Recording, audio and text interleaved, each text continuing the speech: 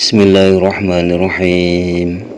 Fatahsu mongko utawi hasile apa annal Isra'a sak temene Isra sirahu sallallahu alaihi wasallam iku lumakune Kanjeng Rasul Muhammad sallallahu alaihi wasallam minal Masjidil Harami awit saking Masjidil Haram ilal Masjidil Aqsa tumeka maring Masjidil Aqsa. Jadi dari pernyataan-pernyataan sebelumnya bisa disimpulkan bahwa sesungguhnya Isra adalah perjalanan Kanjeng Nabi Muhammad SAW dari Masjidil Haram Mekah menuju ke Masjidil Aqsa Palestina.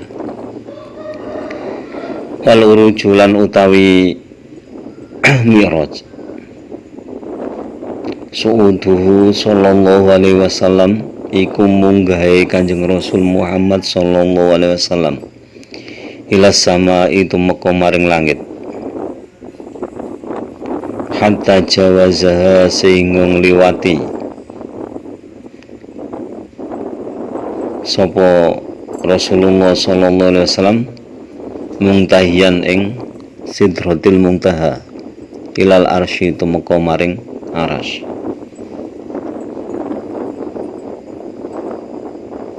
Walam yujawizuhu lan ora pisan-pisan ngliwati sapa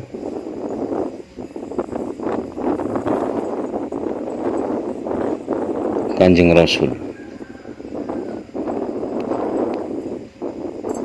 Wa huma utawi karone Isra wa Mi'raj iku bijasadihi sallallahu alaihi wasallam kelawan jasad Rasulullah sallallahu alaihi wasallam wa ruhihi lan ruhi Rasulullah sallallahu alaihi wasallam mayak undutan semertane wong kang melek laman ora tilem marotan ing dalem ambalan wahidatan kang sepisan fi lailatin ing dalem wengi wahidatin kang siji ingda jumhuril muhaddisina mungguhe penggede-penggedene ahli hadis wal fuqaha ilan pira-pira ahli fikih wal mutakallimin lan pira-pira ahli kalam wa tawarrata lan den sandarake apa mengkono Isra wa Mi'raj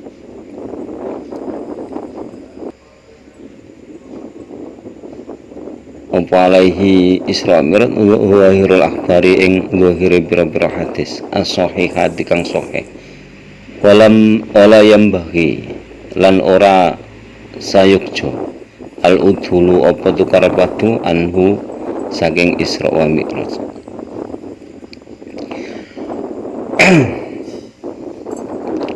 Selanjutnya Mi'raj Nabi Muhammad sallallahu alaihi wasallam itu mulai dari Masjidil Aqsa Palestina sampai menuju ke beberapa langit hingga sampai Sidratil Muntaha sampai aras. Nah, setelah di aras ini Rasulullah sudah berkitar di sekitar aras tersebut. Maksudnya tidak melewati lagi, jadi tetap di aras tersebut. Jadi di puncak. Kalau di aras berarti ini sudah di puncaknya dan tidak melewatinya lagi. Setelah itu ya kembali turun lagi. Isra dan Mi'raj dilakukan oleh Nabi itu dengan jasad dan ruhnya. Jadi Nabi Muhammad SAW melakukan perjalanan Isra itu dengan jasad dan ruh dan dalam keadaan terjaga, bukan keadaan tidur. Saya ulangi sekali lagi, Nabi Isra dan Mi'raj itu dengan jasad dan ruh serta dalam keadaan terjaga atau dalam keadaan sadar, bukan dalam keadaan tidur, dalam waktu 1 malam. bukan beberapa malam, dalam waktu satu malam. Nah, pendapat ini itu jumhurul muhaddisin, jumhurul fuqaha, dan jumhurul mutakallimin itu sepakat. Jadi ulama-ulama besar ahli hadis, ulama-ulama besar ahli fikih, dan ulama-ulama besar ahli mutakallim atau ilmu tauhid itu semua sepakat bahwa Nabi Muhammad SAW ketika Isra dan Mi'raj itu menggunakan jasad dan ruhnya serta dalam keadaan sadar, bukan dalam keadaan tidur. Hal itu didasarkan pada hadis-hadis Rasulullah SAW. Dan tentang hal itu tidak boleh ada perdebatan. Jadi al-udul itu tidak boleh ada perdebatan ini. Nah, kalau tidak setuju dengan pendapat ini ya silakan, tapi tidak bisa diperdebatkan. Kalau di zaman sekarang tentu memahami hal ini tambah sangat mudah. Bagaimana tidak? Orang misalkan berangkat ke Mekah ingin ziarah haji, itu kalau dulu berangkat sampai pulangnya itu tetangganya sampai lupa. Karena apa? Butuh waktu 6 bulan. Tapi sekarang karena ada pesawat terbang itu hanya butuh waktu 9 jam. Apalagi kalau jet pribadi itu cuma berapa jam. Itu. Jadi yang dulu antara Indonesia dan Mekah itu di jarak tempuhnya 1 bulanan, sekarang cuma 9 jam. Nah, itu kan kecepatan menentukan waktu. Nah, seperti kemarin Buruk itu kecepatannya berapa? Jadi jangkauan kakinya itu sejauh mata memandang. Bagaimana cepatnya? Tapi ketika naik ke langit itu sudah tidak pakai buruk. Buruknya ditinggal di Baitul Maqdis. Wakilalan den dawake waqa'atu mibo al-Isra wa apa Isra wal Mi'raj lan Mi'raj marratun utawi ambalan kang sepisan manaman iku ing dalem tingkah turu wa maratun lan utawi ambalan kang sepisan malih yaqaudhatun iku ing dalem tingkah melek. Ada yang menyatakan bahwa Isra dan Mi'raj itu satu ketika terjadi ketika tidur dan satu ketika terjadi ketika terjaga. Yaitu Isra terjadi waktu terjaga atau masih belum tidur, sedangkan Mi'raj kejadiannya dalam mimpi. Wakilalan den dawuhake al-Isra uta Isra iku fi lailatin ing dalem wengi wal Mi'raj lan utawi Mi'raj iku fi lailatin ing dalem wengi kang liya. Ada pula yang menyatakan bahwa Isra dan Mi'raj itu terjadi 2 malam. Yang satu malam itu Isra, yang satu malam itu Mi'raj. Wakilalan den dawuhake al-Isra uta Isra ya qaudatan iku ing dalem tingkah melek. Wal Mi'raj lan utawi Mi'raj manaman iku ing dalem tingkah turu. Ada pula yang menyatakan bahwa Isra dan Mi'raj, Isra itu terjadi ketika terjaga atau masih belum tidur. Sedangkan Mi'raj itu terjadinya dalam mimpi atau ketika tidur. Wakilalan den dawuhake al khilafu ta persulayan fi annahu ing dalem sak temene Isra yaqaudatan iku yaqaudatun iku ing dalem tingkah melek aman-aman utawa ing dalem tingkah turu.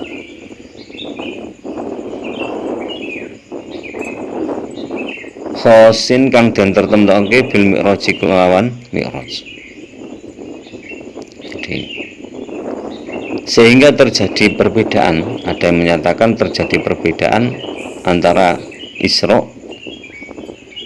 dan mi'raj.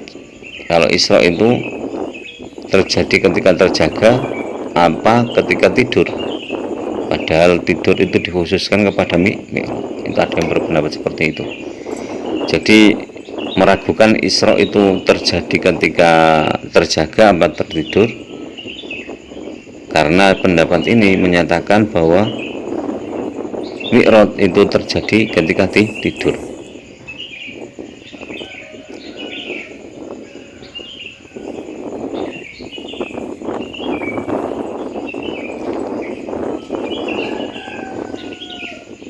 Wakilalan dendawake usriya dan lakokake sapa bihi Kanjeng Nabi Muhammad sallallahu alaihi wasallam marota ini ing dalem rong ambalan ya kondotan rupane tinggal melek al-ula kang kawitan bila mi'rajin lawan tanpa mi'raj. Wasania talan upane kang kaping pindho bihi lawan mi'raj. Ada yang menyatakan bahwa Kanjeng Nabi itu 2 kali perjalanan, yaitu ketika dalam keadaan terjaga yang pertama itu tanpa mi'raj, kemudian yang kedua baru mi'raj. Jadi 2 malam tersebut, yang pertama tanpa mi'raj, yang kedua dengan mi'raj. Jadi ini senada semuanya pendapat, hanya pendapat yang pertama tadi yang beda. Jadi menyatakan bahwa Isra dan Mi'raj itu dengan jasad dan ruh hanya terjadi dalam 1 malam, tidak dalam keadaan tidur, tapi dalam keadaan terjaga. Itu yang paling pas, karena sesuai dengan zaman sekarang. Sehingga kalau zaman sekarang cerita Isra Mi'raj tidak dipercaya, itu ya aneh. Anehnya kenapa? Kita pergi kemanapun itu secepat itu. Misalkan kalau pergi ke Jakarta, dari Surabaya ke Jakarta itu kalau berjalan kaki butuh berapa hari, tapi berhubung naik pesawat cuma hitungan jam. Itu sudah jelas. Cuma kalau dulu kan memang aneh, kendaraannya unta kok bisa naik ke langit dalam waktu 1 malam. Padahal kalau kehendak Allah apa yang aneh? Kan nggak ada yang aneh.